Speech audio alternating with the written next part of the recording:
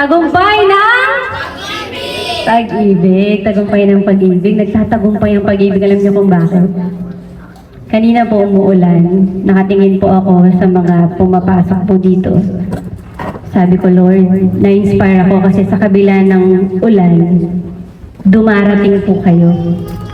Sabi ko, Lord, pwede po bang patilain yung ulan? Para mas maintindihan po yung salita ninyo pag tumila yung ulan. Mas marami pong mabibless kapag naririnig nila ng maigi kung ano yung napapakinggan ninyo. Tingnan nyo po, asa ng ulan. Amen? Amen! Praise the Lord! Ngayon po ay dadako na po ulit tayo sa ating health lecture. Ano nga po yung pinag-aaralan natin o pag-aaralan natin sa buong linggo? Ano nga po yun? Anong salita yun? New start. Sige, asa na po tayo? New start.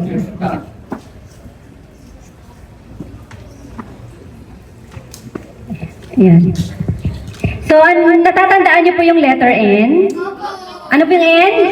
Nutrition. Letter E? Exercise. Letter W? And letter S? Yan po ngayon, sunlight. Okay. Sino po sa inyo ang nakakain ng 5 prutas kanina?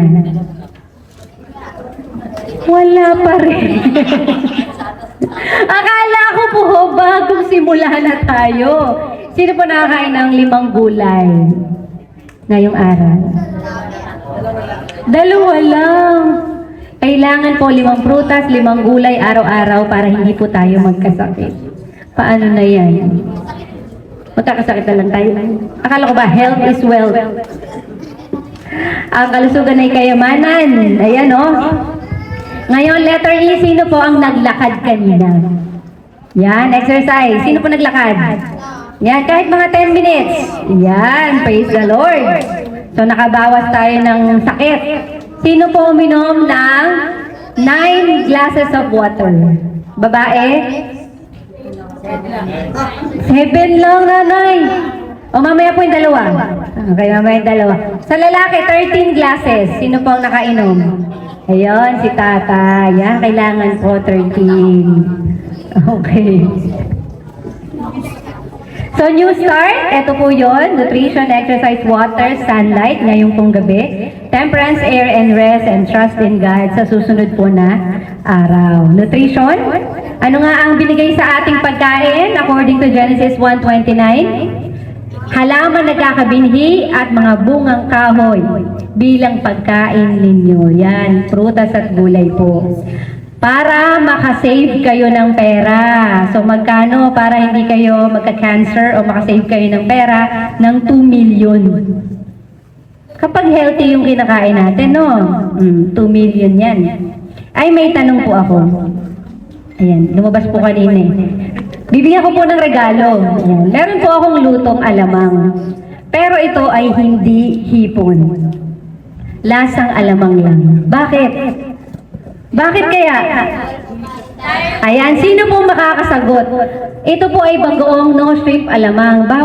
Bakit kaya hindi alamang yan? Pero lasang alamang. Bakit kaya? Yan, tayo po dito kung sino po makakapagsabi kung bakit hindi siya hipon. Sige, taas ang kamay. Yan.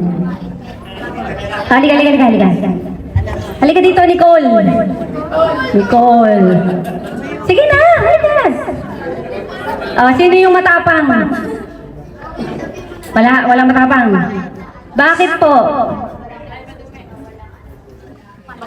Ayun na, naririnig ko na. Halika na.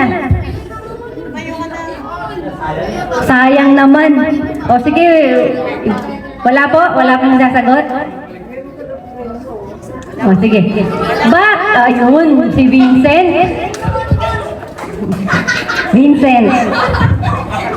Bakit kaya hindi hipon yan?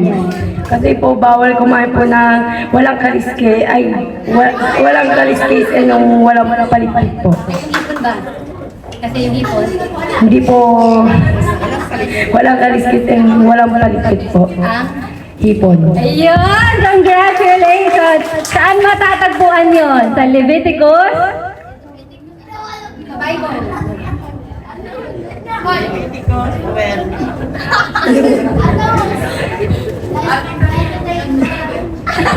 Leviticus 11. Okay, thank you so much, Vincent.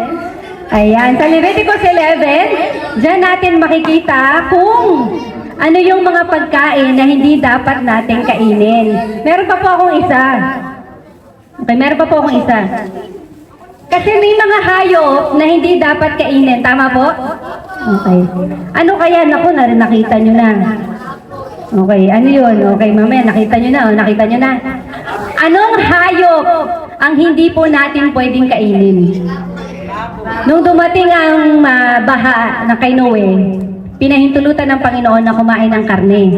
Pero ano yung karne na hindi pwede kainin? Taas po ang kamay. Taas po ang kamay. Bakit hindi siya pwedeng kainin? Sabi sa Leviticus. Halika. Alex. Ay, Alex. Bakit? Ano po ulit? Baboy po. Camellia. Bakit? Kasi po, pinagbabawal po siya na kainin. Dahil dalawang palatandaan.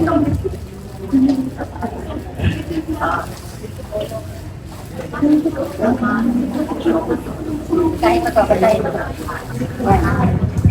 Leviticus 11 verse 1 hanggang 6. Sa mga hayop na lumalakad sa lupa, makakain ninyo ang lahat ng hayop na biyak ang kuko at ngumunguya ng pagkain mula sa sikmura.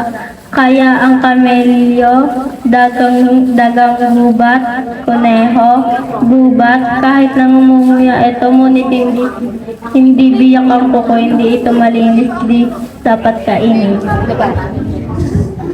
Leviticus 11 verse 7. Ang baboy biyak nga ang kuko, ngunit hindi naman ngumunguya ng pagkain mula sa sikmura, kaya hindi ito dapat kainin. Amen! Congratulations, Alex. Thank you so much. Hindi po pala pwedeng kainin ang mga hayop na iyan. Alam ko po na tayo naranasan natin kumain ng baboy. Tama po? Pero ngayon, dahil new start, bagong simula, iiwasan na po natin para tayo ay maiwasan din magkasakit. Tama po? Kahit pumunta po kayo sa ospital, kapag kayo nagkasakit, sabi ng doktor, pag ikaw ay high blood, may cancer, sakit sa puso, iwasan ang baboy, iwasan ang taba. Di ba po? Kasi yun pala nasa Bible. Nasa Bible pala yun, kaya pala iwasan natin. Dahil mismo ang Panginoon na nagsabi na hindi to dapat kainin. So letter E, exercise. Ano yun? Ehersisyo para iwas perwisyo. Yan, pampalakas ng katawan. Ano yun? Makakatipid tayo ng 60 to 125,000 taon-taon kung tayo ay mag-exercise. At ang pinaka magandang ehersisyo ay paglalakad. O, di ba? Natatandaan nyo? Water. Yan. Ang tubig ay kailangan ng katawan. Bakit? Dahil hindi pwedeng pagganahin ang katawan kung walang tubig. Yan, parang sasakyan. Kailangan meron. At sapat dapat ang tubig ng katawan para hindi magkasakit. So, ayan yung mga baso na dapat nating inumin. Ngayon po ay sunlight. Ayan. Alam niyo po ba na sunlight is wealth? Kayamanan din pala yan. Yung sunlight, sino po nagpa-araw kanina? Wala palang araw. Walang araw, hindi tayo nagpa-araw. Sabi po, wag lack of vitamin D. Yan, 40,000 ang magagastos natin. 12 weeks. Kapag wala tayong vitamin D. Ayan. Sabi po ni Ellen G. White, ang sikat ng araw ay isang likas na pinagmumula ng vitamin D na mahalaga para sa kalusugan ng buto at kaligtasan sa sakit. Sino po yung masakit na ang likod? Masakit na yung bewang. Yan. Masakit na ang buong katawan. Vitamin D pala ang kailangan. Pampalakas pala ng buto yan. Okay, sabi po, ang pagkakalantad sa sikat ng araw ay nakakatulong sa pagpapabuti ng mga pattern ng pagtulog. Sino po hindi makatulog? Ay, uso yan dito sa Tondo. Mahirap makatulog. Ang solusyon? Vitamin D, sunlight pala. Ano pa? Pinapalakas nito ang mood at mental well-being. Binabawasan ang panganib ng depresyon at pagkabalisa. Sino po ang depress? Yan. Oh. Tingnan niyo po yung katabi niyo nakataas ng kamay. Pag depress, ibilad niyo sa araw. Depress ka? Halika dito. Lahin mo. Ganon. Kasi maganda pala yung sunlight sa mga depressed. Ayan. Ang mga aktibidad tulad ng paglalakad, jogging, pagbibisikleta, ayan, maganda yan. Nag-exercise ka na, nagpapaaraw ka pa. Okay? At ito daw po ay nagpo-produce ng feel-good hormone. Meron ba kayong kamag-anak na laging mainitin yung ulo? Ayan, nanay daw oh. Pag mainitin ang ulo, ibilad sa araw. Mainit ang ulo. Nagsusumba si nanay. Meron ba kayong kaibigan na magagalitin? Nanay, tatay na magagalitin? Yan. Sabi mo, Nay, labas-labas ka doon sa may araw. Painit ka. Para magkaroon ka ng magandang mood. So, ano yung dapat? So, ano dapat? 5 to 30 minutes kada araw. So, 5 to 30 minutes kada araw. Anong oras? 10 a.m. hanggang 3 p.m. Noon, akala ko, ang pinakamagandang oras ng pagbibilad ay 7 to 9 p.m. Ay, 7 to 9 a.m. ng umaga. Kasi hindi daw yun nakakasulog. Ang alam ko yun, pero according pala sa Unilab, kailangan pala ay 10 a.m. hanggang 3 p.m. Yun talagang na yung araw. Talagang matindi na yung sikat ng araw. Kaya lang, huwag kayo tatagal. 5 to 30 minutes lang. Pag tumagal kayo, ano ng kulay nyo? Yun. So, yung sapat lang po. So, kung wala tayong sikat ng araw, wala tayong mapagkukuha ng vitamin D, meron pong pagkain. Okay, pwedeng isda, itlog, mushroom, yan, milk. Yan. Paano niyo po malalaman kapag kulang kayo sa vitamin D? Kapag kayo po ay overweight. So, sobra sa timbang. Kapag kayo po ay moody, hindi ko maintindihan, minsan galit, minsan hindi. Meron pa po ako dito special. Ganyan talaga pag artista eh. Thank you, Sister Kayla. Yan, high blood. Kapag high blood po, kulang po ng vitamin D. Dry skin, tingnan niyo po yung balat niyo. Yung pag inis-is niyo po, pwede niyong sulatan ng pangalan niyo. Yan. Ano pa? Digestive problems. Sa joint, pag masakit na yung buto-buto niyo. Saka yung lagi kayong pinagpapawisan. Kulang kayo sa vitamin D. Ayan. Sabi po sa John 8:12, muli nagsalita si Jesus sa kanila na sinasabi, "Ako ang ilaw ng sanlibutan. Ang sumusunod sa akin ay hindi lalakad sa kadiliman, kundi magkakaroon ng liwanag ng buhay." Ang pinaka-the best po na liwanag, na sunlight na pwede natin matanggap, yung binibigay ng Panginoon. Bakit? Kung magkagayon, ang mga matuwid ay sisikat na parang araw sa kaharian ng kanilang Ama. Gusto nyo pang sumikat? Diba yung pagsikat, ha? Gusto nyo sumikat sa kaharian ng langit. Ayan.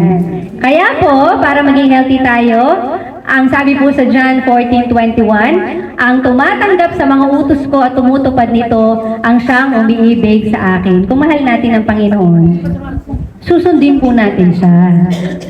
Susundin natin yung nutrition, exercise, water, sunlight. Kasi ayaw ng Panginoon, nagkakasakit tayo. Ayaw niya na nahihirapan tayo. Ang gusto niya lang, maging masaya tayo at maganda tayo. Yan. Thank you so much po sa inyong pakikinig. Muli, iniimbitahan ko po kayo bukas.